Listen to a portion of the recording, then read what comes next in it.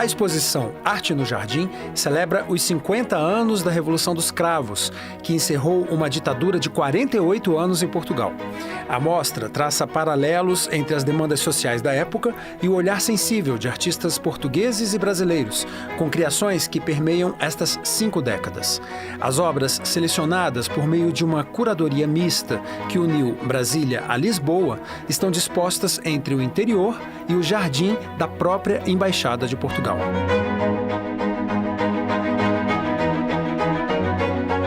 O conceito se divide em 3 movimentos, como nos atos de uma obra musical.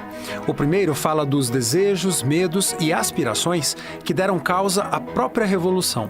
A estátua em bronze do artista brasileiro Flávio Cerqueira, de mensagem antirracista, se conecta ao fato de que, para além do período da escravidão, diversos países africanos ainda eram colônias portuguesas em meados dos anos 70.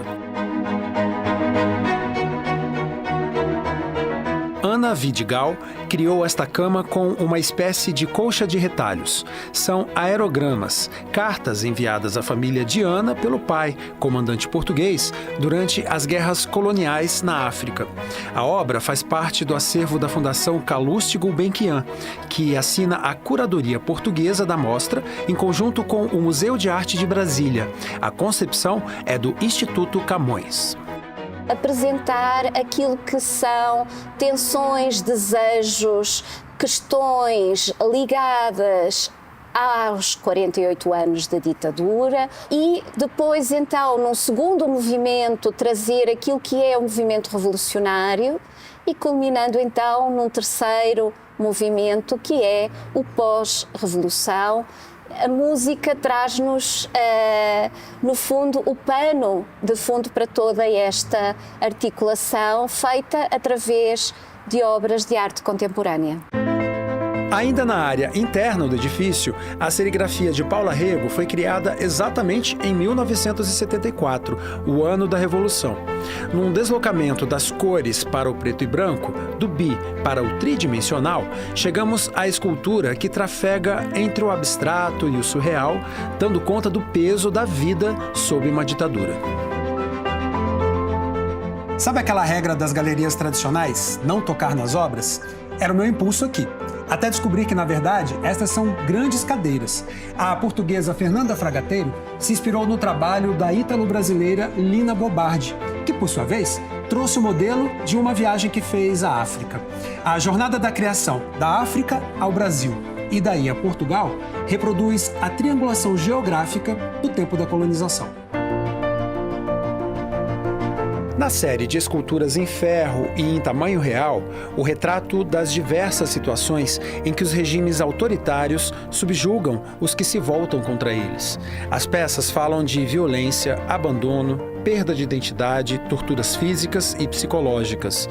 Um contorno sombrio que contrasta com o jardim onde a exposição se projeta. A falta de perspectiva se adensa com a instalação que integra o acervo do Museu Português. As cadeiras dão a sensação de terem os pés cortados, mas na verdade estão em parte cobertas por cimento e tijolos, trazendo também uma noção de imobilidade. Ali perto, uma instalação sonora inaugura um movimento que fala das percepções nos dias da Revolução. Senhora, toda a gente sabe. A caixa de som lembra o importante papel do rádio, principal veículo de comunicação da época na reverberação da nova ordem democrática e libertária que tomaria conta do país. Isso espalhou-se por toda a cidade muito rapidamente e quando a população começou a sair à rua, todos quiseram trazer um cravo na lapela. Uma obra criada para este ponto, com o uso apenas de elásticos de diferentes tamanhos e tensões. O material paira e, ao mesmo tempo, une as árvores do jardim no jogo cinético que forma e transforma o cenário.